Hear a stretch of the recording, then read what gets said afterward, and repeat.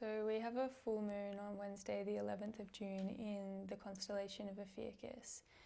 And some people might not have heard about Ophiuchus if you've been studying true sky astrology or 13 sign astrology, you would have heard about it, but basically it is a constellation that was omitted from traditional astrology and also from Vedic astrology.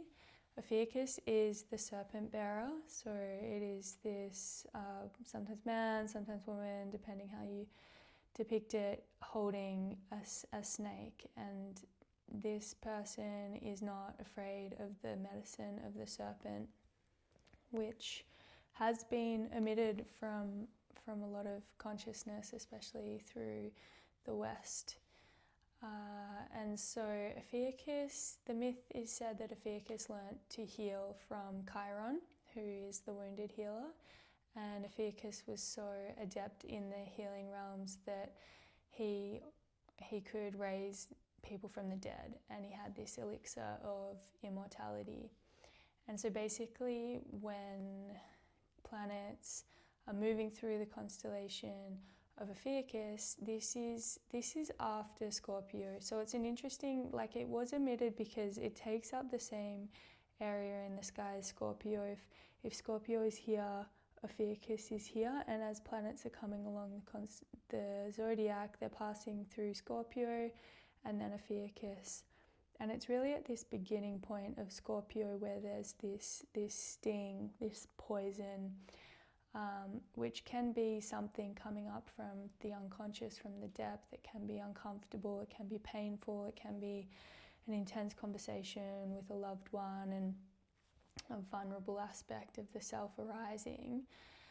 And through Scorpio and going into this pain, we eventually come into the healing qualities of Ophiuchus, who can bring awareness into the situation and a redemption of the self. Ophiuchus wants to reclaim the self, and so when we're holding pain and we're pushing it away and we're not bringing it in, there's energy there in our body and in our field that is weighing us down, and Ophiuchus wants to bring that energy into the consciousness and release it in order to use that energy for liberation, creativity, being true to the self.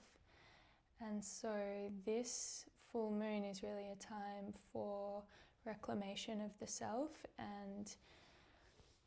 and healing, and allowing these parts of us to be brought back into consciousness. It could be a really good time to notice in the mind if there are pieces of the past coming up that you haven't thought about for a while, or that are knocking very loudly at the door and that want to be seen. This could be inner child stuff, it can be ancestral, it can also be intergenerational and beyond this lifetime as well. And so yeah, it's a time, it's also like serpent mastery, which is really beautiful during this year of the snake, having this full moon at this time to come into transmutation, transformation, shedding, renewal, all of these elements of the serpent that are available for us at the moment. It sits between Scorpio and Sagittarius, and Sagittarius can be the higher consciousness and the truth seeker, and Ophiuchus also carries some of these qualities of wanting to expand the awareness. And so it's kind of like this bridge between Scorpio and Sagittarius, and yeah, really opening up the mind and the consciousness to have more awareness. This can be through DNA transmutation and activation. It's reclaiming what's been rejected or tossed aside. It has this energy of the redemption or the redeemer. And also like a deep dive, like both Scorpio and Ophiuchus carry this, like, let's get to the bottom of it. Let's go into the root cause of this pain and suffering. Whereas like the initial initial wound that happened, and like how can we just go in there, hold the self, love the self, and alchemize things. It's really an alchemical place. This is Kundalini energy, obviously associated with the snake as well. You know, that is the energy that's at the base of the spine that can be released up to the spinal cord. Could be a good time to practice with Kundalini yoga. And yeah, it has like a very open-minded way of healing. It's pretty like, it can be like a fringe dweller. The occult sciences has this like potentially like separate side of the self, marginalized energy, and it can come up in one-on-one conversations, therapy sessions, D&Ms with your mates. Like, now would be a good time to bring things up with a partner or a loved one or a friend that could feel very vulnerable, but trust in the process that acknowledging these aspects of the self and bringing them to the surface is also going to allow them to heal and be transmuted. The serpent bearer befriends the snake. It picks it up and it wants to understand it. It doesn't want to dominate or push it away out of fear of not understanding the snake. It's about integration of ourselves and the redemption of energy and bringing more life force into the body. And that's also really what the Kundalini does, is it activates life force in the body, and through this awareness of density and unconscious aspects of self, we can bring more energy into the body.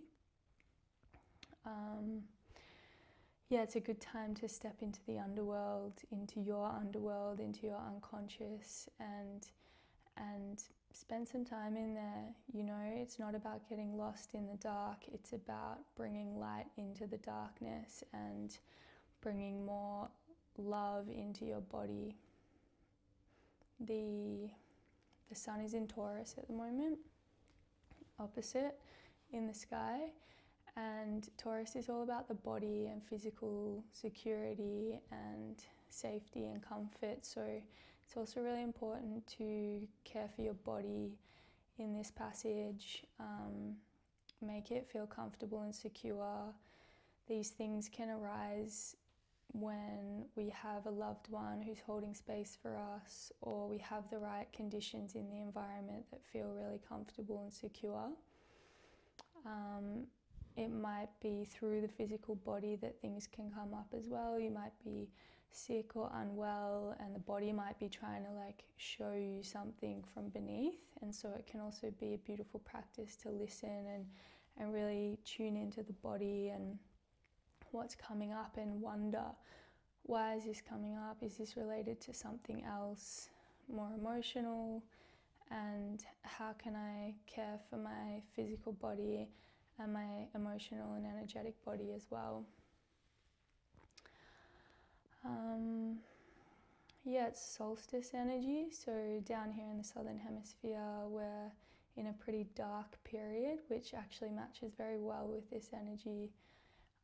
Embracing the introvert and the quiet one, and the one that wants to tend the fire and look within, going into the light. I'm really not in that energy at the moment, so it would be different, but I guess that's really shining the light on the whole self, and maybe embodying and activating aspects of yourself that you haven't allowed to shine before, or that you've pushed aside or shamed or shunned or rejected.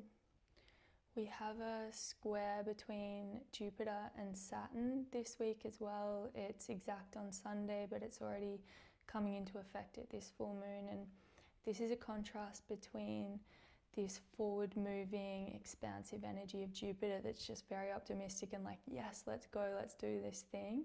And then Saturn with this reality check that's like, not now, you're not ready.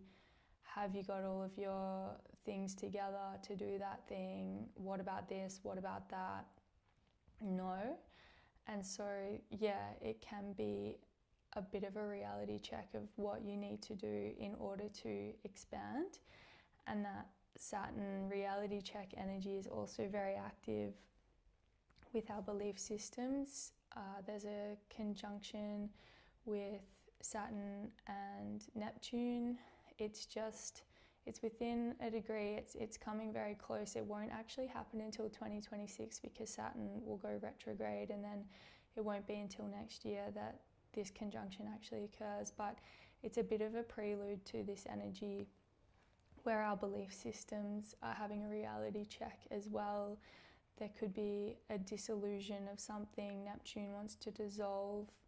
It's bringing more of the soul into the consciousness, and Saturn is there being like, okay, what are we going to do with this? How are we going to construct something in the reality and not just be in like a fantastical wonderland, which Neptune can be? So yeah, Saturn energy is coming in. It wants to build real structures, and maybe something to do with the Ophiuchus energy, the healing of the self, the parts that are being reclaimed at this time could be part of these belief systems that are dissolving. And yeah, this big expanded energy of Jupiter as well that wants to grow and participate and create in life. So don't be afraid to talk about things that feel vulnerable and acknowledge aspects of the self that haven't been acknowledged before or haven't been given much space. Now is a really beautiful time to go into that, to embody more of yourself and use your body. Potentially like movement practices can help.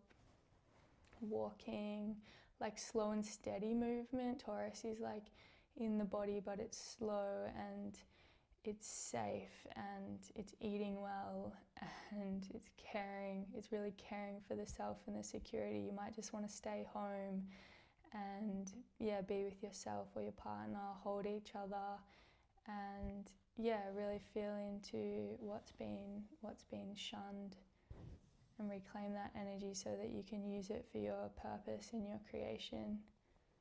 I love this energy. This is where my moon placement is, right in the middle of Ophiuchus, and it can be a really intense feeling state, a really deep place. It wants to go to the bottom and understand why, and it wants to reclaim all of the self and really love everything that's been hard to love in the self and the other. So I wish you a beautiful full moon this week.